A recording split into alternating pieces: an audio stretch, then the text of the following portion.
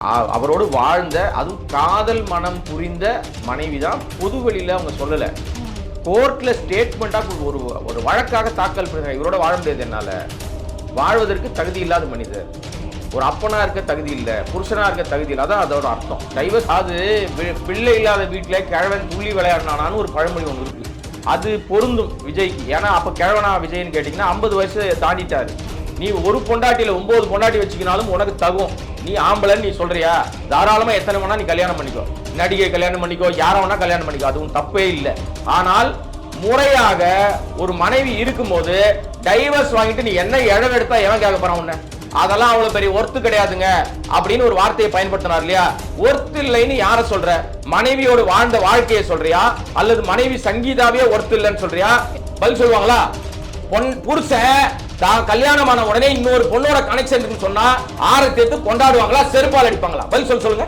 ஒரு கட்டத்துக்கு மேல என்ன நடக்கும் தெரியுமா உங்களுக்கு? அதை சொல்ல மாட்டேன், சஸ்பென்ஸ். நாளைக்கு போறாரு டெல்லிக்கு, அவன் சொல்லுவான் அதுக்கான மருந்து எங்க இருக்குன்னு. இந்த மாதிரி அயோக்கியத்தனம் பண்றான், பொம்பளையோட சுத்தி திரிறான், இந்த நடிகையோட சுத்துறான்னு பிரஸ் மீட் வச்சிருந்தா உன் கதை நாரி இருக்கும். நாரி இருக்குமா, நாரி இருக்காதா? நம்பி அஜித்தான ஒருத்தவங்க தூத்துக்குடியை சேர்ந்தவங்க 2 கோடி ரூபாய் வரைக்கும் செலவு பண்ணிட்டேன். நாங்க நிர்வாகியை பார்க்க கூட துப்பு இல்ல. நீ என்ன கட்சி நடத்துறியா, சீட்டு கம்பெனி நடத்துறியா?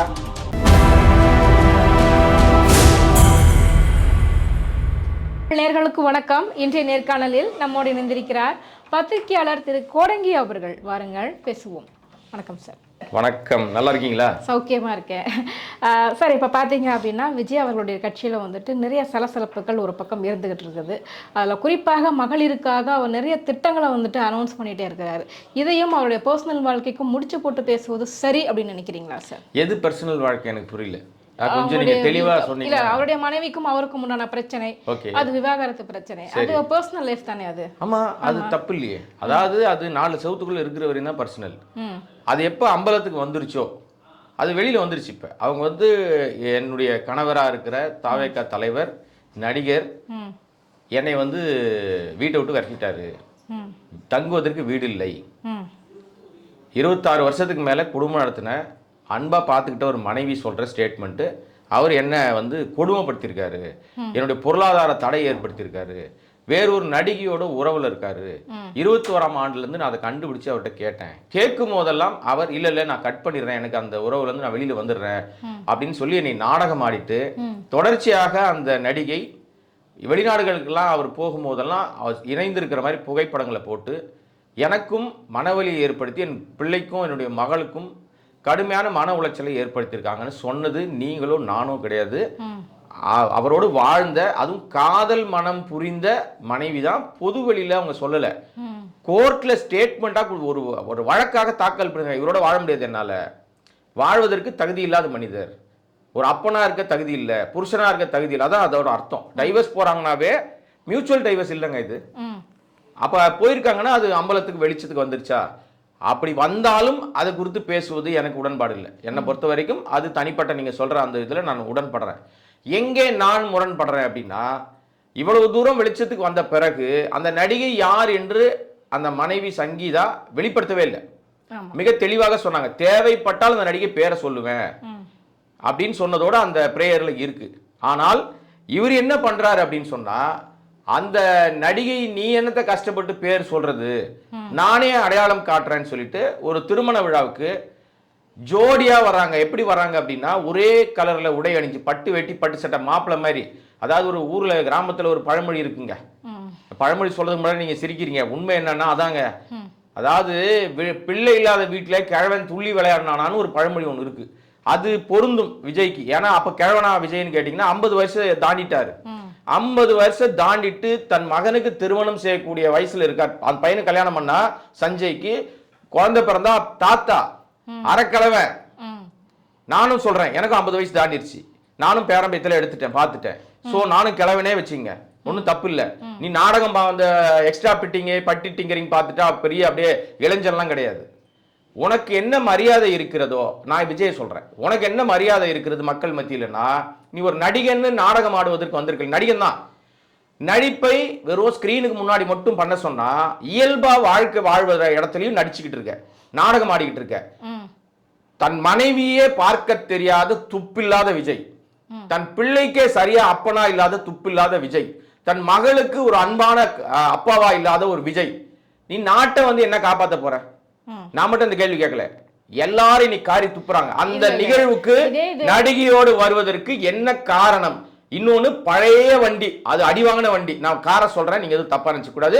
எனக்கு அவதூறா பேசி பழக்கம் இல்லை, நம்ம கம்பெனில அதை ஒத்துக்கிறதும் இல்லை.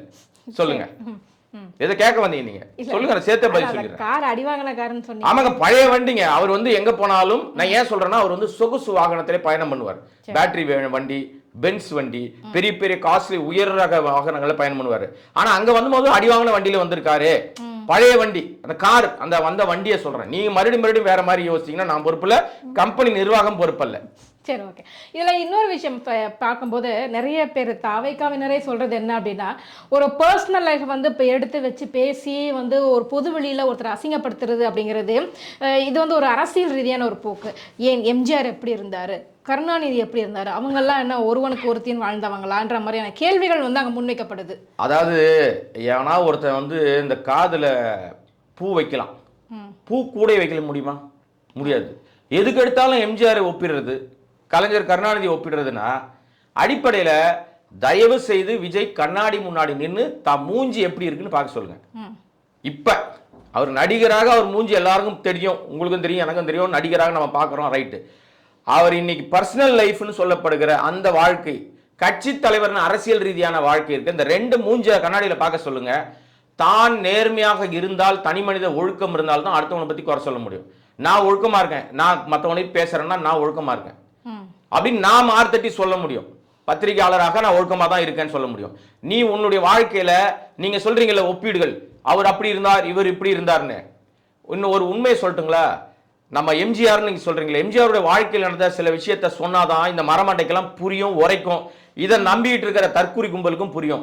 எம்ஜிஆர் அவருடைய முதல் மனைவி சதானந்தவதி இருந்தாங்க இல்லையா, அவங்க காச நோயால் பாதிக்கப்பட்டு உடம்பு சரியில்லாம இருந்தப்ப அவங்களே கூப்பிட்டு சொல்றாங்க எம்ஜிஆர் கிட்ட, என்னால உங்களுக்கு எந்த விதமான சுகத்தையும் கொடுக்க முடியாது, நீங்க இன்னொரு திருமணம் செய்து கொள்ளுங்கள்னு சொல்றாங்க எம்ஜிஆர் கிட்ட. இதெல்லாம் வரலாறு, நான் சொல்றதெல்லாம் பொய் இல்ல, புத்தகம் தேடி படிக்க சொல்லுங்க.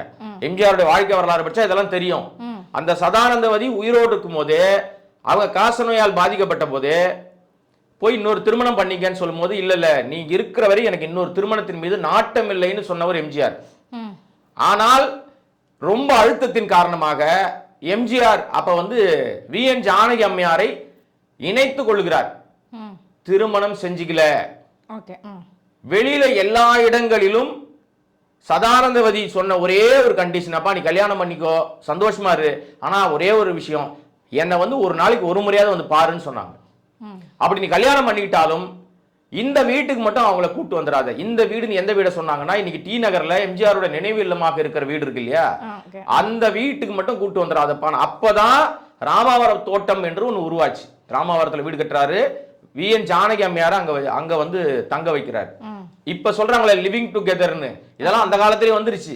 எம்ஜிஆர் லிவிங் டுகெதரா ஜானகி அம்மையாரோட இருக்கும்போது இவங்க டெய்லி ஒரு முறை தான், ஒரு நாளைக்கு ஒரு முறை என்ன வந்து பாருன்னு கேட்டார் இல்லையா, அந்த அம்மா கேட்டாங்கல்ல சதானந்தவதி மனைவி, கட்டிய மனைவி கேட்டாங்க இல்லையா, எம்ஜிஆர் ஒரு நாளைக்கு 2 முறை போவாங்க. காலையில வீட்டுல இருந்து கிளம்புனாருன்னா இங்க வந்து இங்கதான் டிஃபன் சாப்பிடுவார். எங்க டி நகர் வீட்டுல தான் சதானந்தவதியை பார்த்துட்டு அங்கதான் டிஃபன் சாப்பிட்டுட்டு ஷூட்டிங் போவார், அல்லது அதனுடைய பணிகளுக்கு போவார். முடிச்சுட்டு திருப்பி ஈவினிங்கோ அல்லது இரவு நேரத்திலே வந்து மீட் பண்ணிட்டு தான் ராமாவரம் தோட்டத்தில் வந்து தங்குவார். அந்த காலகட்டத்தில் பல தாரங்கள் மனங்கள்ன்றதான் சர்வசாதாரணமா இருந்த ஒரு விஷயம். இந்த நீங்க சொல்ல தனி மனித ஒழுக்கம்னு சொல்ல வர விஷயம், உயிரோடு இருக்கிற வரையும் மனைவி சொன்ன பிறகும் திருமணம் என்று செய்து கொள்ளாமல் மனைவிக்கு மரியாதை கொடுத்தவர் தான் எம்ஜிஆர். ஒண்ணு, மறைந்த பிறகுதான் வி.என். ஜானகியை வந்து கல்யாணம் பண்ணார். இதெல்லாம் அவருடைய வாழ்க்கையில் நடந்த விஷயம். எதுக்கு எடுத்தாலும் நீங்க வந்து எப்ப எடுத்தாலும் வந்து அவருக்கு பாத்தியா, அவரு அதை வச்சுக்கலையா, இவர் இதை வச்சுக்கலையான்னு சொல்றாங்களே. நான் சொல்ல வர ஒரே விஷயம், ஏன் விஜயை கடுமையாக நம்ம விமர்சிக்கிறோம்னா, நீ ஒரு பொண்டாட்டியில 9 பொண்டாட்டி வச்சுக்கினாலும் உனக்கு தகும். நீ ஆம்பளன்னு நீ சொல்றியா, தாராளமா எத்தனை வேணா நீ கல்யாணம் பண்ணிக்கோ, நடிகை கல்யாணம் பண்ணிக்கோ, யார வேணா கல்யாணம் பண்ணிக்கோ, அதுவும் தப்பே இல்லை. ஆனால் முறையாக ஒரு மனைவி இருக்கும்போது டைவர்ஸ் வாங்கிட்டு நீ என்ன இழவு எடுத்தா எவன் கேட்க போறான்?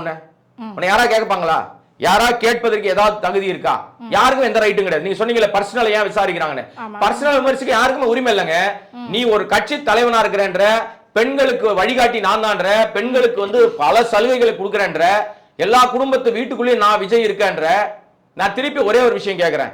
இந்த பொது வெளியில நடிகையோடு ஒரே ஜோடி போட்டுக்கிட்டு ஒரே கலர் ட்ரெஸ் போட்டுக்கிட்டு கல்யாண மாப்பிள்ள கல்யாண பொண்ணு மாதிரி நீ வந்தியே, அது வந்ததுனால் நீ யாருக்கு என்ன புரிதலை என்ன விஷயத்தை சொல்ல வந்த? உன் மனைவி வந்து டைவர்ஸ் போன உடனே ஆமா இந்த நடிகை தான் சொல்ல வந்தியா? என் பாயிண்ட் 1 என்னுடைய கேள்வி. ரெண்டாவது, ஒரு மீட்டிங்ல பேசுறாரு மகளிர் தினத்துல, மகளிர் 2000 மகளிர் இருக்கும்போது மகளிர் தினத்துல பேசும்போது அதெல்லாம் அவ்வளவு பெரிய ஒர்த்து கிடையாதுங்க அப்படின்னு ஒரு வார்த்தையை பயன்படுத்தினார் இல்லையா? ஒர்த்து இல்லைன்னு யார சொல்ற? மனைவியோடு வாழ்ந்த வாழ்க்கையை சொல்றியா அல்லது மனைவி சங்கீதாவே ஒர்த்து இல்லைன்னு சொல்றியா? உன்னை நம்பி இலங்கை பெண்ணா இருந்தவங்க காதலித்து திருமணம் பண்ணிக்கிட்டு உன்னை 26 வருஷம் நல்லா பத்திரமா பார்த்துக்கிட்டு உன் சுக துக்கத்துல எல்லாம் கூட இருந்துட்டு கடைசியில ஒரு நடிகை பின்னாடி நீ போறன்னு தெரிஞ்ச பிறகும் 5 ஆண்டுகளுக்கு மேலாக அமைதியாக உங்ககிட்ட வந்து குடும்பத்தை பார்க்கணுங்க, பையன் வளர்ந்துட்டாங்கன்னு எவ்வளவு கெஞ்சி இருப்பாங்க, எவ்வளவு உங்ககிட்ட வந்து ஆதங்கப்பட்டிருப்பாங்க, எவ்வளவு உன்னோடு போராடி இருப்பாங்க. நீ மனுஷனா? நீ ஜென்மமா? நீ ஜடமா? நீ சோத்துல உப்பு போட்டு தான் சாப்பிடுறியா? இருங்க ஒரு நிமிஷம் இருங்க. விஜய பொறுத்த வரைக்கும் விஜய்க்கு தான் செய்யற எல்லாம் சரின்னா இதுவும் சரின்னு சொல்றாரு. இதை நம்பி வருகிற லட்சக்கணக்கான பெண்கள் இதை ஒத்துக்கிறாங்களா? இந்த மாதிரி திருமணம் தண்ணி பொண்டாட்டி இருக்கும்போது இன்னொரு பொண்ணை தேடின்னு புருஷன் போறான்னா விஜயை நம்புகிற பெண்கள், நான் பெண்கள்கிட்ட நேரடியாவே பெண்கள்கிட்ட கேட்கிறேன், விஜயை நம்புகிற பெண்கள் தயவு செய்து எனக்கு இது பதில் சொல்லுங்க. உங்களுக்கு திருமணம் ஆயிருக்குன்னு வச்சுங்க, அல்லது இப்போ அந்த ஜென்சி கூட்டம் வருது இல்ல, இன்னும் ஓராண்டுல 2 வருஷம் உங்களுக்கு கல்யாணம் ஆகும். கல்யாணம் ஆன பிறகு உன் புருஷன் உனக்கு தெரியாம இன்னொரு பொண்ணோட தொடர்பு இருக்கான்னா அதை ஏத்துக்கிட்டு வரவேற்று அவனுக்கு மாலை போட்டு ஆரத்தி போட்டு அவனை கொண்டாடுவீங்களா? அல்லது இல்ல இல்லங்க என் புருஷன் எப்பேற்பட்ட கெத்து தெரியுமா, நான் யார் தெரியுமா, நான் விஜயோட ஆளு, நானு எங்க அண்ணன் விஜயே இன்னொரு பெண்ணோட நடிகையோட தொடர்புல இருக்கும்போது என் புருஷனுக்கு என்ன கேடு காலம், அவனும் ஆம்பளை தான், கெத்து இருக்கு, அவன் வச்சுக்கலான்னு சொல்லுவியா? தொடப்பத்திலே செருப்பால அடிப்பியா? இதுக்கு தமிழ்நாட்டு பெண்கள் குறிப்பாக விஜயை ஃபாலோ பண்ணுகிற அந்த ஜென்சி கூட்டம், இந்த கேவலத்தை சப்போர்ட் பண்ற பெண்கள், நான் பெண்கள் வந்து மரியாதை வச்சவன், பெண்களை மரியாதையை விட அதிகமாக அவர்களை வந்து தாய்மார்களை விட உயரத்துல வச்சு ரொம்ப மதிப்பாக மதிக்கக்கூடிய குடும்பத்திலிருந்து வந்தவன் நானு. நான் அந்த பெண்களை வந்து பாதம் தொட்டு கேட்கிறேன், நீங்க பதில் சொல்லுங்க. பெண்களுக்கு பதில் சொல்லுவாங்களா? புருஷன் தான் கல்யாணமான உடனே இன்னொரு பொண்ணோட கனெக்ஷன் சொன்னா ஆரத்தி எடுத்து கொண்டாடுவாங்களா, செருப்பால் அடிப்பாங்களா? பதில் சொல்லுங்க. கண்டிப்பாக கோவம் தான் படுவாங்க. அதுல வந்து என்னங்க இது கோவம் தான் படுவாங்க, அப்புறம் கொண்டாடுறாங்களே. ரோட்ல போறவன் பெருக்கிறவன் எல்லாருக்கும் 4 பொண்டாட்டி இருக்குன்னு யார் துண்டு எந்த துண்டு போட்டு பேசுங்க? அப்ப அந்த பெண்கள் எல்லாம் செருப்படுத்த அடிக்கிறதா? இல்ல இல்ல ஐயோ நீங்க எல்லாம் கரெக்டா பேசுறீங்க, உங்க அண்ணன் நல்லவன், உங்க யோகேஷ் சிகாமணி இதோ சொம்பு எடுத்து போய் ஒழுக்கமானவன் வரான், யோகேஷ் சிகாமணி வரான் சொம்பெடுத்து உள்ள வைன்ற கதையாது. அத அவங்க என்ன சொல்றாங்க அப்படின்னா இதுவும் வந்து திமுகவோட என்ன அயோக்கியத்தனமாக திமுக நீங்க கள்ள பொண்டாட்டி வச்சிருப்பீங்க, அயோக்கியத்தனம் பண்ணுவீங்க, பொண்டாட்டியை மதிக்காம வேற உறவுல இருப்பீங்க, அதுக்கு திமுக எங்க இருந்து வந்துச்சுங்க? நான் திமுக காரன் கிடையாதுங்க. எதுக்கு எடுத்தாலும் திமுக சொல்றீங்க, என்ன பிரச்சனை உங்களுக்கு? தூக்கத்துல இருந்தாலும் திமுக கேக்குறீங்க. இந்த கள்ள உறவுக்கு திமுக காரணமா? மக்களை இந்த மாதிரி எல்லாம் பேச வைக்கிறது திமுக. நீ தானே மேடைக்கு வந்த, மேடைக்கு ஏன் வந்த சார்? மேடைக்கு வருவது வரைக்கும் நானோ அல்லது வேற யாரோ எங்கேயாவது கள்ள உறவு வச்சிருக்காரு விஜய், கள்ளத்தனம் பண்றாரு, துரோகி அப்படின்னு நம்ம பேசணுமா? இல்ல இல்ல இல்ல. தன்னை தூய சக்தின்னு சொன்னது யாரு? நானா? அவர் தானே சொன்னாரு தூய சக்தினா நீ துரோக சக்தியா இருக்கே, ஃப்ராடு சக்தியா இருக்கே, 420 இருக்கே, பொண்டாட்டி ஏமாத்துறியே அப்படின்னு கேட்போமா கேட்க மாட்டோமா? கேட்கிறவங்க தான் உண்மையாக மக்கள் மீது அக்கறை உள்ளவர்கள், உண்மையாக பெண்கள் மீது மரியாதை கொடுக்கிறவன். இப்படி இருக்கிறவங்க கண்டிப்பா கேட்பான். குடும்பத்தோட இருக்கிறவங்க கோவம் வரும். எனக்கு குடும்பத்தோடு பாசத்தோடு இருக்கணும்னு நினைக்கிறவன் நானு, எனக்கு கோவம் வருது. அதனாலதான் கேட்கிறேன். நீ நல்லவனா இருந்தா உன்னை பாராட்டலாம். பெண்களுக்கு அள்ளி விடுறான்றிய நீ பண்ணிருக்கிற எல்லா விஷயங்களும் என்னது? பட்டி டிங்கரிங் பார்த்திருக்க, பெயிண்ட் அடிச்சிருக்க, யாரோ பெத்த புள்ளைக்கு நீ வேற பேர் வைக்கிற. நீ முதல்ல தாய் மாமனா இருக்கிறதுல உங்களுக்கு துப்பு கிடையாது. நீ முதல்ல நல்ல புருஷனாரு, நல்ல அப்பாவாயிரு, அப்புறம் தாய் மாமனா வரலாம், சீர் கொடுக்கலாம், செனத்தி கொடுக்கலாம். நீ முதல்ல உன் குடும்பத்துக்கு தேவையான விஷயத்த பண்ணு. இனிமே பண்ணுவதற்கு வாய்ப்பு இல்லை. உன்னைய தான் நீ வந்து அவங்கள துரத்தி விட்டுட்ட, அவங்க வெளியில போயிட்டாங்க, வீட்டுக்குள்ளே சேர்க்க மாட்ட. தன் மனைவியே வீட்டுக்குள்ள சேர்க்காதவர் நாட்டு மக்களுக்கு என்னத்தங்க கீழ்ச்சிருவாரு, என்ன வெட்டி முறிச்சிருவாரு சொல்லுங்க பாப்போம். பெண்களுக்கான அனைத்து பாதுகாப்பு அடேங்கப்பா. பெண்கள் பாதுகாப்பு ஐயையோ. நான் காம்ப்ரமைஸே நான் பண்ணிக்க அடேங்கப்பா, மாட்டேன். நீ- 60 வயசு இருக்கிற பெண்களுக்கு 2500 ரூபாய் நான் வந்து கொடுப்பேன். எனக்கு வந்து பெண்களுடைய பாதுகாப்பு தான் முக்கியம். பொண்டாட்டிய பாதுகாக்க சொல்லுங்க. ஏங்க அதெல்லாம் தேவையில்லைங்க. தெருவுக்கு வர்றதுக்கு முன்னாடி தனி மனித ஒழுக்கம் இல்லாதவன் உன்னை அரசியல் தலைவரா ஏத்துக்க முடியாது. நீ அரசியல்வாதி கிடையாது. தமிழ்நாட்டு அரசியலுக்கே பிடிச்ச வியாதி. அந்த வியாதி பிடிச்சா என்னென்ன சிம்டம் சொல்லட்டுமா? இந்த வியாதி இது குறிப்பாக விஜய் என்கிற இந்த கேடுகட்ட தற்குறி வியாதி பிடிச்சா மரத்துக்கு மரம் தாவுவான், உயரமான இடத்த பார்த்தா ஏறுவான், தவ்வி குதிப்பான், சொல் பேச்ச கேட்க மாட்டான், வண்டி வேகமா போச்சுன்னா பின்னாடியே விரட்டிட்டு போய் கீழே விழுவான், ஒருத்தன் கூட ஹெல்மெட் போட மாட்டான், பொண்ணா இருந்தாலும் பையனா இருந்தாலும் பேரிகார்டை உடைச்சிட்டு ஓடுவாங்க. அவங்கள உள்ள விடலனா ஒரு கோவப்பட்டா கத்தி கதறி கடிச்சு வைப்பான். இதெல்லாம் சிம்டம்ஸ். இதுக்கு என்ன பண்றது? எந்த டாக்டர் கிட்ட போறது? எவ்வளவு ஒரு சீரியஸான விஷயத்த சொல்லிட்டு இருக்கேன். இந்த வியாதிக்கு மருந்தே கிடையாதுங்க. சில வியாதிகளுக்கு மருந்து கண்டுபிடிக்கல.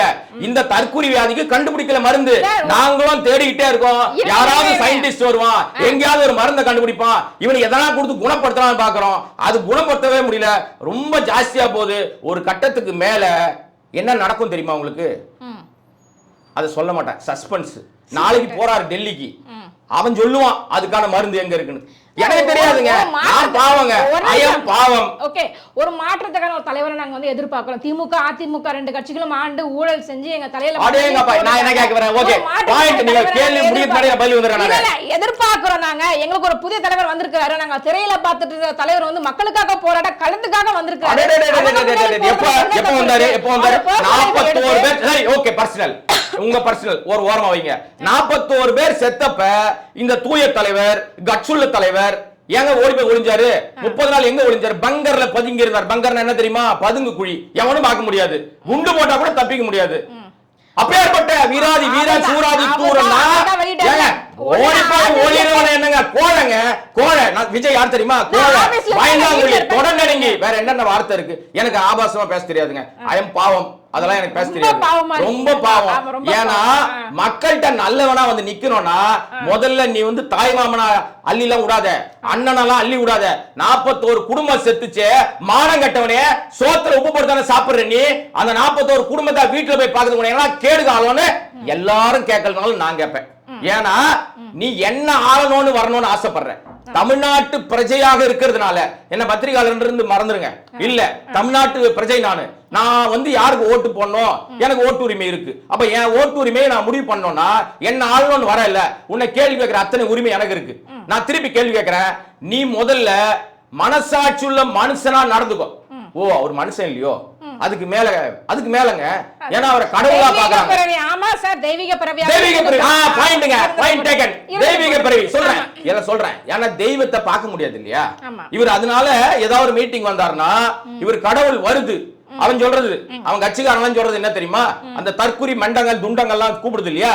என்ன சொல்லுதுன்னா அவர் கடவுள் வராராம், தரிசனம் கொடுப்பாராம், அப்படியே வந்து தேர் பவனி வருமா, அந்த தேர், அந்த கொலகார தேர் ஒன்று இருக்கு பாருங்க, ஒரு வச்சிருக்காரு பாருங்க, 40 பேர் நசுக்கி கொண்டுச்ச, அது வருமா, வந்தவர் பத்திரமா கோயில் கருவறையில் சேர்த்தணுமா. சொன்னதெல்லாம் நான் இல்லைங்க. ஒரு மாவட்ட செயலாளர், ஒரு ஈரோடு மாவட்டத்தோட செயலாளர் சொல்றாரு தேர் பவனி வருதுன்னாரு. இது கூட பரவாயில்ல, அவன் தற்குறி முண்டோம், அதனால பிரச்சனை இல்ல. இதை விட கொடூரம், 50 வருஷம் ஒரு பிரபலமான கட்சியில ஜெயலலிதாவோடும் பயணப்பட்டிருக்காரு, எம்ஜிஆரோடு பயணப்பட்டிருக்காரு. எங்க அண்ணன் செங்கோட்டையன் என்ன சொன்னார் தெரியுமா? ஈரோடு வருகிறார் விஜய், விஜய்னு சொன்னாலும் பரவாயில்ல, ஈரோடு வருகிறார் தலைவர், வந்து ஈரோட்டில் தரிசனம் தருவார்னாரு. தரிசனம்னா என்னது? டோக்கன் போட்டு நீ வந்து கோயில்ல போய் காத்து கிடப்பாங்களே அதானே. அதனால்தான் அவர் டக்குன்னு மாயமாயிராரு. தூய சக்தி கிடையாதுங்க, மாய சக்தி. டக் டக்குன்னு மறைஞ்சிருவாரு. இவர் ஏன் தெரியுமா எல்லா வீட்லயும் நான் இருக்கேன்னாரு? அதுக்கு உண்மை தெரியுமா உங்களுக்கு? சொல்லுங்க. எல்லா வீட்லயும் நான் இருப்பேன், இவர் எந்த வீட்டுல ஒளிஞ்சிருக்காருன்னு தெரியாது, யாராவது கண்டுபிடிக்க முடியாது. அதனாலதான் சொல்லிட்டாரு.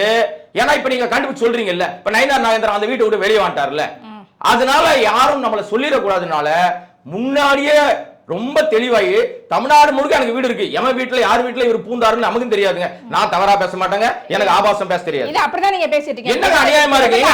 அவர் சொல்றது நான் சொல்றேன், நானா மாத்தி சொல்றேன். இல்ல நான் வந்து ரொம்ப தெளிவா சொல்றேன். கரூர் விஷயத்தை பத்தி நீங்க வந்து பேசுனீங்க. 41 பேரை வந்து அவர் தான் வந்து நசுக்கி கொண்டாரு அப்படின்னு. அங்க பாதுகாப்பு என்னங்க இது? ஒரு போலீஸுக்கு ஏன் லேட்டா வந்தார்? காரணம் சொல்லுங்க. ஏன் லேட்டா வந்தார்? குறைபாடு என்ன ஆணி புடுங்குற வேலைக்கு டைம் கேட்ட? பாதுகாப்பு குறைபாடு இருந்துச்சா இல்லையா? பாதுகாப்பு குறைபாடு உளவுத்துறை என்ன பண்ணுச்சு திருச்சியில? சரி, நீங்க கேள்வி கேட்டு முடியுங்க. அப்பதான் ஏன்னா நீங்க வந்து லைட்டா உங்ககிட்ட அந்த அரசியல் வியாதி லேசா உங்க மேல படிந்த மாதிரி தெரியுது. எனக்கு என்னமோ டவுட் இருக்கு. சரி சொல்லுங்க. ஆனா ஆரம்பத்திலே பாத்துருங்க, ரொம்ப போச்சுன்னா அப்புறம் கண்டுபிடிக்க அது மருந்து இல்லைங்க. எனக்கு பதட்டமே அதாங்க, மருந்து இல்ல. அந்த நோயை குணப்படுத்த, தற்குறி நோயை குணப்படுத்த மருந்து இல்லை. அதனாலதான் பதட்டப்படுறேன் நானு. இப்ப நீங்க கேள்வி கேட்டு முடிச்சீங்களா? இல்ல ஒண்ணு இருங்க, என்ன கொஸ்டினுக்கு வரேன். என்ன அப்படின்னா திருச்சியில நடந்த கூட்டத்தை பார்த்திருப்பீங்க, நாகப்பட்டினத்துல நடந்த கூட்டத்தை பார்த்திருப்பீங்க. அவ்வளோ கூட்டம் வருது. அதுக்கு ஏத்த மாதிரியான பாதுகாப்பு குறைபாடுகள் இருந்துச்சு அப்படிங்கறத ஏத்துக்கிறீங்களா இல்லையா? அதே சமயம் இறந்தவர்களை போய் பார்க்கணும்னு அவரும் ஆசைப்பட்டிருக்கிறாரு. ஆனா அதற்கான பாதுகாப்பும் வந்து தமிழக அரசு சார்பில் கொடுக்க முடியாது. எப்படி? ஆமா, சரி, நீங்க என்ன கேட்டீங்க? உங்க வாதத்துக்கு வர நான் எதுவுமே போய் சொல்லுங்க, ஆதாரத்தோடு அவர்கள் கேட்ட பிரேயர் என்ன அப்படின்னு உங்களுக்கு தெரியும்ல. அவங்க என்ன கேட்டாங்க? இங்க இருந்து நான் போய் கரூர்ல மக்களை பாக்குறதுக்கு என்ன செய்யணும்னு கேட்டாங்க. அது சாத்தியப்படுமா? அவங்க கேட்டது கிரீன் காரிடர்னு ஒண்ணு கேட்டாங்க. கிரீன் காரிடர்னா என்னது? சென்னையில பனியூர்லயோ நீலாங்கரையில ஒரு வீட்டுல இருந்து கார் ஏறினார்னா அவர் போய் பாக்குற வீடு போற வரைக்கும் நடு வழியில எங்கேயுமே ஸ்பீட் பிரேக்கர் கூட இருக்க கூடாதான், டிராபிக் இருக்க கூடாதான், பத்திரிகையாளர் குறிப்பா பின்னாடி வரக்கூடாதான், எந்த வண்டி நீ என்ன யாரா நீ நடிகை தானே நீ? ஆனானப்பட்ட சீன பிரதமர் வரும்போது மகாபலிபுரத்துக்கு வந்தார்ல, அவருக்கே கிரீன் காரிடர் கொடுக்கலங்க. நீ யார்? நீ உனக்கு என்ன அதிகாரம் இருக்கு? நடிகன்ற அடையாளத்தை தவிர விஜய்க்கு என்ன அதிகாரம் இருக்கு சொல்லுங்க? ஒண்ணுமே இல்ல. எந்த அதிகாரத்துக்கு வருவதற்கு முன்பாகவே நடைமுறையில செயல்படுத்த முடியாத விஷயத்தை கேட்டுட்டு பாத்தீங்களா மக்களே, போலீஸ் கிட்ட நான் பர்மிஷன் கேட்டேன், போலீஸ் கொடுக்க மாட்டேங்குது, இதுக்கு திமுக அரசாங்கம் தான் தப்பு, பாருங்க திமுக அரசாங்கம் நசுக்குது, ஒடுக்குது, பிதுக்குதுன்னு பேசுறிய. என்னைக்காது உன் ஜனநாயகன் படத்தை முடக்கிறது யாருன்னு வாய் திறந்து பேசினியா? என்னைக்காவது சென்சார் போர்டு பிரச்சனை பண்ணி பேசினியா? என்னைக்காவது சிபிஐ என்னை அழுத்தம் கொடுக்குன்னு பேசினியா? பாரு உன் மாப்பிள்ள உன்னை திருப்பி கூப்பிட்டுருக்காங்க, மறுபடியும் கூப்பிட்டுருக்காங்க நாளைக்கு வான்ட்டு. அங்க போய் என்ன பண்ணுவ? எது கூப்பிடுறாங்க? எங்கேயாவது பாசிச பாஜக அப்படின்னு பேசுற வார்த்தைய கரூர் சம்பவத்துக்கு பின்னாடி நீங்க எல்லாம் காலத்தை எப்படி பிரிக்கிறீங்க? கிமு கிபின்னு பிரிக்கிறீங்க, ஆமாவா? கரூர் சம்பவத்துக்கு பின், கரூர் சம்பவத்துக்கு முன்னு விஜயோட அரசியல் வாழ்க்கையை பிரிச்சுக்கலாம் நீங்க. அதுக்கு முன்னாடி பாசிச பாஜக ஒரு வார்த்தையாவது வந்துச்சு. இன்னைக்கு அதுக்கப்புறம் இவருக்கு ஷாக்கள் தொல்லை ஜாஸ்தி ஆயிடுச்சு, ஷாக்களுடைய பிரச்சனை ஜாஸ்தி ஆயிடுச்சு. அது என்ன ஷானா? ஒரு பக்கம் திரிஷா, இன்னொரு பக்கம் அமித்ஷா, இன்னொரு பக்கம் அவருடைய அன்பான ஷாஷா பொண்ணு. பொண்ணையே பார்க்காதவன் தான் பெற்ற பிள்ளைக்கு அந்த பொண்ணு வந்து பட்டம் வாங்குதுங்க. நீ அப்பன் தானே? நீ நல்லவன் தானே? நீ தன்னை தூய சக்தின்னு சொல்றல்ல, அட மானம் கட்டவனே. அண்ணனா போய் பக்கத்தில் நின்று அன்பா அரவணைக்கிறான் புள்ள. நீ அப்பா, நீ போயிருக்கோனாமாங்க? எல்லாரும் போறாங்க. உதாரணத்துக்கு ஒன்னே ஒன்னு சொல்றேன், நடிகர் வாழ்க்கையில இந்த மாதிரி வந்து திருமண உறவு பிரச்சனை, அவங்க டைவர்ஸ் வாங்குறதெல்லாம் சர்வ சாதாரணங்க. நடிகர்னு சொல்ல வரல, எல்லாருக்கும் வாழ்க்கையில மனம் ஒத்து போறனா வெளியே போயிருவாங்க. நடிகர்கள்னா உடனே டக்குன்னு வெளிச்சத்துக்கு வருவாங்க. என்ன காரணம்னா புகழ் வெளிச்சம் பட்டுக்கிட்டே இருக்கும் அவங்களுக்கு, அதனால வெளியில வராங்க, தப்பே இல்ல. தனுஷ் ஐஸ்வர்யா, ரஜினிகாந்தோட மகளும் தனுஷும் காதலித்து கல்யாணம் பண்ணிக்கிட்டாங்க. அவங்களுக்கு ஒரு கட்டத்துக்கு மேல மனம் வெறுத்து போச்சு, இனி வாழ முடியாதுன்னு முடிவு பண்ணிட்டாங்க. 2 பேரும் டைவர்ஸ் வாங்கி பிரிஞ்சுட்டாங்க. சமீபத்தில் நடந்த நிகழ்வு சொல்றேன். அந்த பையன் பட்டம் வாங்குறான், அவனை கல்லூரியிலே ஏதோ சம்திங், அவன் வந்து பள்ளியில ஒரு முக்கியமான ஒரு நிகழ்வு, அவனுக்கு பட்டம் வாங்குற நிகழ்வு நடக்குது. அப்ப ஒரு அப்பாவாக, டைவர்ஸ் பெற்ற பிறகும் ஒரு அப்பாவாக வந்து பக்கத்துல நிக்கிறாரு. தான் பெற்ற பிள்ளை அம்மாவாக பக்கத்துல ஐஸ்வர்யா வந்து நிக்கிறாங்க. என்ன காரணம்னா, டைவர்ஸ் என்பது புருஷன் பொண்டாட்டின்னு நமக்குள்ள இருக்கிற பிரச்சனை. இதுல குழந்தைகளை கொண்டு வந்து சேர்க்க கூடாதுன்றதுல மிக தெளிவாக புரிதலோடு இருக்கிறவன் தாங்க மனுஷன். நீ மானங்கட்டவன். டைவர்ஸ்க்கு வந்துட்டு அந்த அம்மா எவ்வளவு நேர்த்தியாக அவங்க நினைச்சிருந்தா சங்கீதா ஒரு பத்திரிகையாளர் சந்திப்பை கூப்பிட்டு பத்திரிகையாளர் கேட்கிற கேள்வி பதில் சொல்லி, ஆமாங்க எங்க வீட்டுக்காரர் எவ்வளவு குடும்பம் பட்டிருக்கான், அவன் ஃப்ராடுங்க, அவன் நல்லவன் கிடையாதுங்க, என்ன வீட்டுக்குள்ளே சேர்க்கலங்க, இந்த மாதிரி அயோக்கியத்தனம் பண்றான், பொம்பளையோட சுத்திட்டு திரிறான், இந்த நடிகையோட சுத்துறான்னு பிரஸ் மீட் வச்சிருந்தா உன் கதை நாரி இருக்கும். நாரி இருக்குமா? நாரி இருக்காதா? அவங்க அதை செய்யல. டிசம்பர் மாசமே அந்த பிரேயரை வழக்க தாக்கல் பண்ணிட்டாங்க. இப்பதான் அந்த வழக்கு வெளிச்சத்துக்கு வருது. அப்ப அவங்க தன்னுடைய பிரேயர்ல ஏன் போய் அவங்க ரகசியமாக பண்ணாங்கன்னா, என் குடும்ப வாழ்க்கை அவன் சரியில்லை, கேட்டு பார்த்தோம், அவன் நடக்கல, இனிமே அவனோட வாழ முடியாது தெரிஞ்ச பிறகு சட்ட ரீதியாக பிரிவை நம்ம வந்து எடுத்துக்கணும்.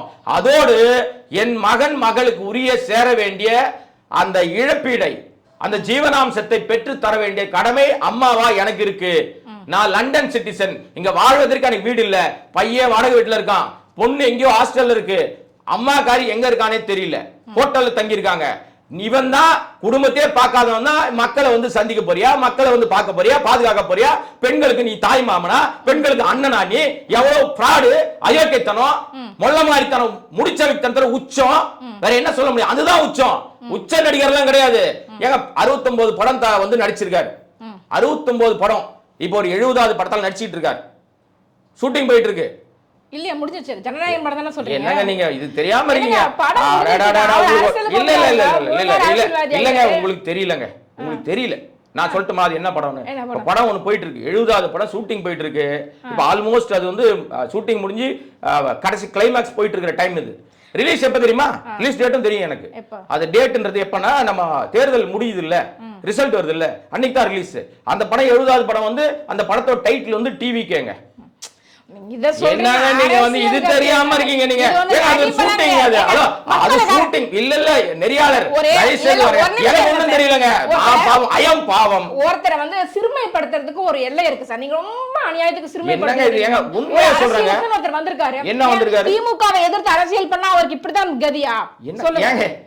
எனக்கு சிரிப்பு தான் வருது. திமுக எதிர்க்கிற நீ இல்ல, உங்க அப்பனாரே முடியல. திமுக எதிர்க்கிற இவர் இல்லங்க, நான் திமுக காரன் கிடையாது. இருந்தாலும் டிஸ்க்ளைமர் போடுங்க.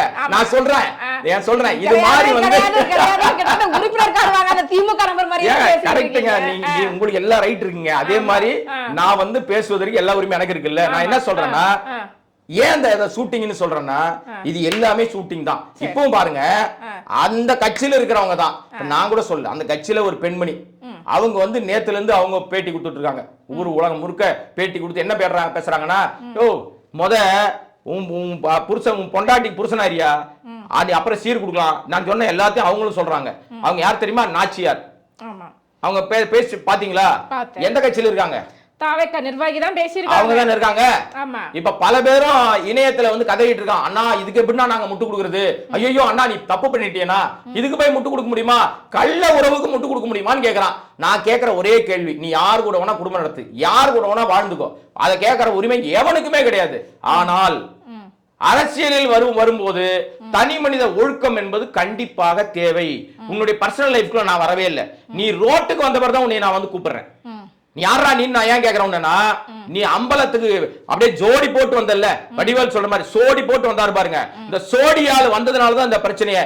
நீ தனியா வந்தா உன்னை யாரும் கேட்க போறது? ஒருவேளை காலத்துக்கு 41 பேரை நசுக்கி கொன்ன கொலகார பஸ் தமிழக அரசுக்கும் பங்கு இருக்கு சார். இல்லை இருந்தா சிபிஐ நேரம் சும்மா இருக்குமாங்க? என்னங்க பேசுறீங்க?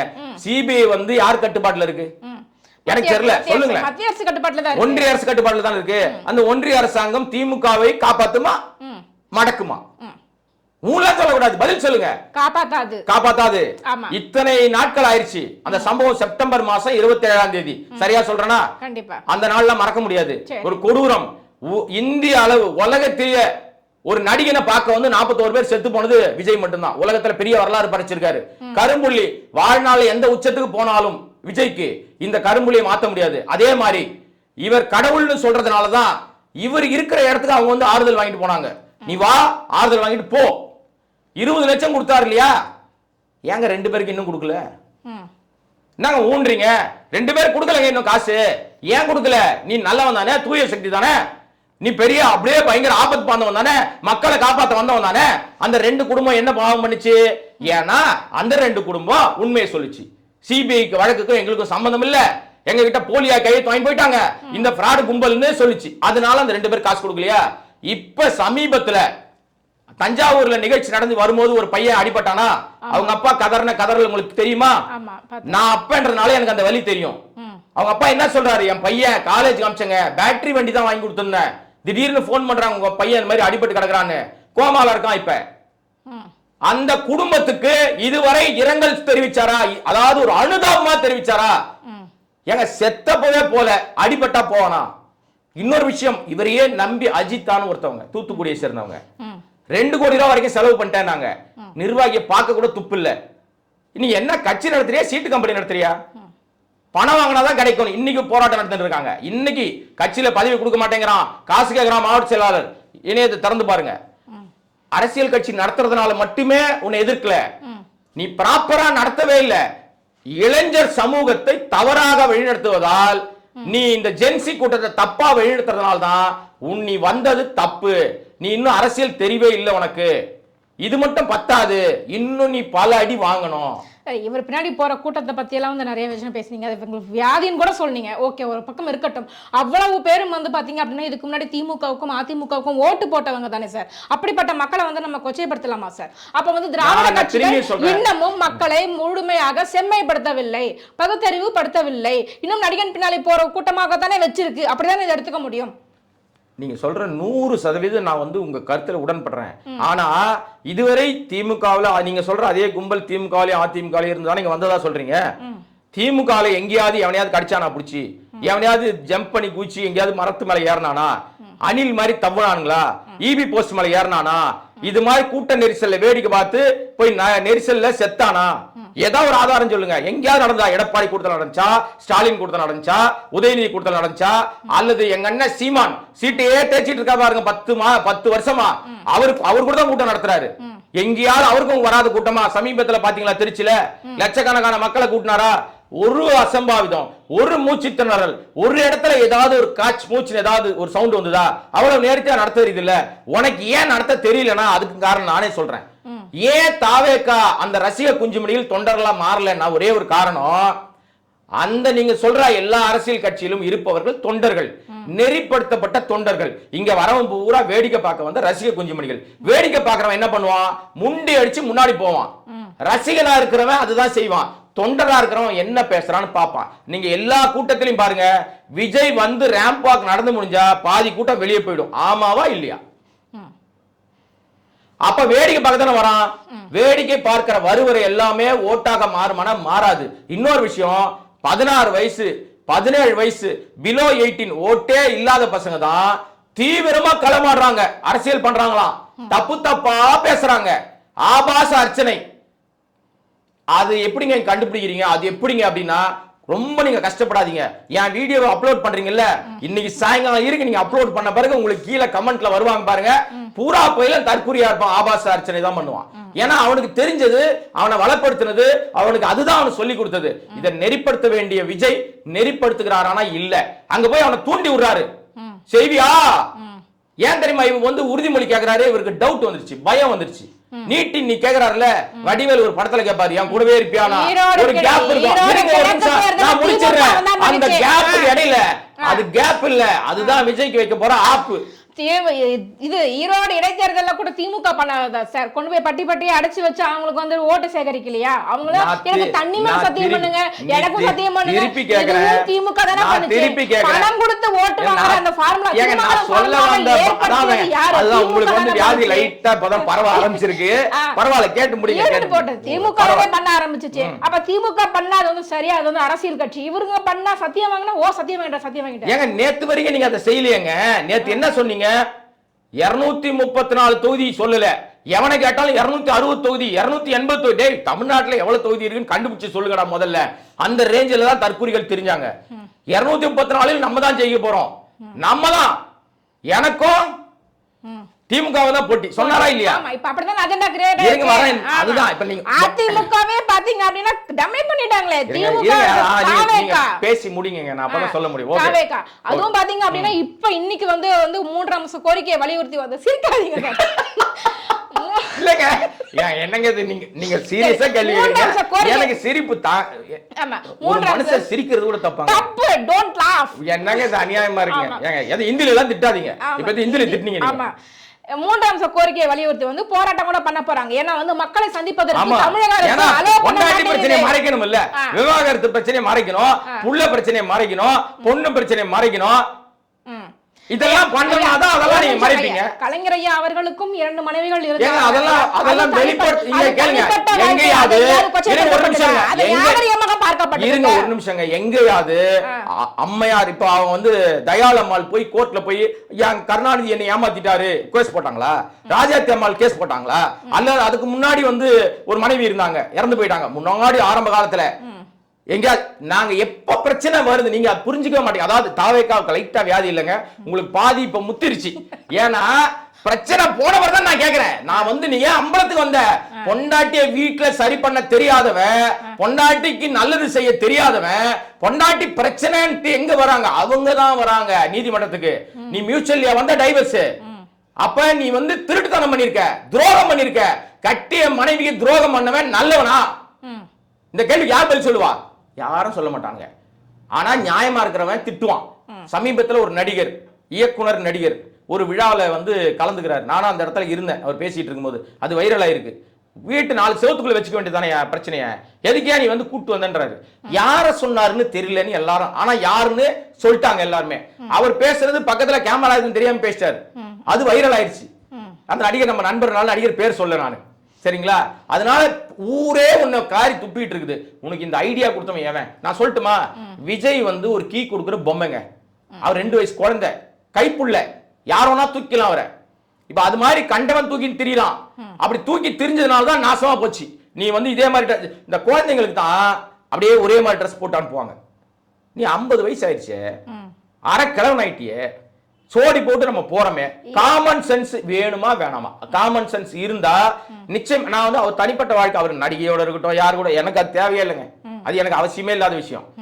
நீங்க பொதுவெளியில மேடை ஏறினதுனால தான் இந்த கேள்வியை கேட்க வேண்டிய கட்டாயத்தில் இருக்கிறேன். ஏன்னா உன்னை பார்த்து உன்னை ஃபாலோ பண்ற ரசிகரும் அதையே செய்வான், ரசிகையும் அதையே செய்வான். ஆனா இந்த ரசிகர் ரசிகை தான் வீட்டுக்குள் நடந்தா ஒத்துப்பாங்களா? இந்த மாதிரி தான் புருஷனோ அல்லது தன்னுடைய அண்ணனோ இல்ல தன்னுடைய பிள்ளையோ தனக்கு வந்த மருமகனோ தான் பொண்ணை விட்டுட்டு இன்னொரு பொண்ணு வச்சிருக்கான்னு தெரிஞ்சா என்ன நடக்கும்? இல்ல இல்ல இல்ல இல்ல இல்ல, விஜய் யார் தெரியுமா? என் புள்ள விஜய் ரசிகர், என் புள்ள விஜய்ல மாவட்ட பொறுப்புல இருக்கான். எங்க அண்ணன் பொண்ணு சொல்லும், கல்யாண பொண்ணு, ஏங்க என் புருஷன் ஆம்பளைங்க, அவ எத்தனை வச்சுக்கலாம், ஏன்னா எங்க அண்ணன் விஜய வச்சிருக்காருங்க சொல்லுவாங்களா? வீட்டுல வந்தா சோத்துல விச வச்சு கொல்லுவாங்களா? அதுக்காக நான் கொல்ல சொல்லுங்க, உடனே டக்குன்னு டிஸ்க்ளைமர் போட்டுருங்க. நான் சொல்ல வர்றது எல்லாத்தையும் ஒத்துப்பாங்க. தமிழ்நாட்டு பெண்கள் குறித்து காலங்காலமாக நடைமுறையில் இருக்கிற விஷயம் என்ன தெரியுமா? எல்லா பெண்களும் தன் கணவன் குடிகாரனா தான் ஒத்துப்பாங்க, அடிச்சாலும் ஒத்துப்பாங்க, மோசமான நடத்தை உள்ளவனா தான் ஒத்துப்பாங்க, அதாவதுன்னா சந்தேக பிராணியா இருந்தா கூட ஒத்துப்பாங்க, எப்பேற்பட்ட ஆளா இருந்தாலும் ஒத்துப்பாங்க. அவனுக்கு ஒரு வியாதி வந்துச்சுன்னு வச்சுங்க, அடிச்சு உதைக்கிறவனுக்கு திடீர்னு ஒரு இடத்துல விழுந்துட்டு அடிபட்டுச்சுன்னா காலை அடி வாங்கியிருப்பாங்க பொண்டாட்டி, ஆனா மாலையில அவனை தூக்கி வச்சு பத்திரமா பாதுகாத்து அவன் நல்லாக்கி திருப்பி அனுப்பி விடுவாங்க. அப்படிப்பட்ட பெண்கள் ஒரு விஷயத்தை மட்டும் ஏத்துக்க மாட்டாங்க, தன் புருஷனுக்கு வேறொரு தொடர்பு இருக்குன்னு சொன்னா எந்த பெண்மணியும் ஏத்துக்க மாட்டா. இதுதான் உண்மையான தமிழ் கல்ச்சர் உள்ள பெண்மணிகள். இதை ஒத்துக்கிறீங்களா இல்லையா? அப்ப இந்த தவறான கல்ச்சரை நார்மலைஸ் பண்ணுகிற கூட்டம் எதுனா அது நாசமா போற தாவேகா கூட்டம், விஜய் கும்பல் தான். இது கட்சி கிடையாது, இது கட்சி இல்ல, இது மோசமான ஒரு கல்ச்சரை உருவாக்குகிற ஒரு ஜடம். ஜடத்துக்கு வந்து எந்த உணர்வும் இருக்காதுங்க. நீ என்ன திட்டினாலும் தொடச்சு போட்டு போயிடும். இவரை இவ்வளவு கழுவி ஊத்துறாங்களே, எல்லாரும் பேசுறாங்களே, எதுக்காவது வாய் திறக்கிறாரா? 26 வருஷம் குடும்ப நடத்த பொண்டாட்டியே ஒருத்தர் இல்லைன்னு இவன் பேசுறான்னா இவனை எதால அடிக்கிறது? இந்த 2026 தேர்தல் மக்கள் இவருடைய தீர்ப்பு வழங்க போறதுல பொறுத்து தான் இருக்குது. கண்டிப்பாக அந்த தேர்தல் முடிவுகள் தாவேகாவா, திமுகவா, அதிமுகவா, நாம் தமிழரா என்பதை பொறுத்திருந்து பார்ப்போம். எங்க கேள்விகளுக்கு ரொம்ப சிறப்பான பதில் சொன்னீங்க. ரொம்ப நன்றி.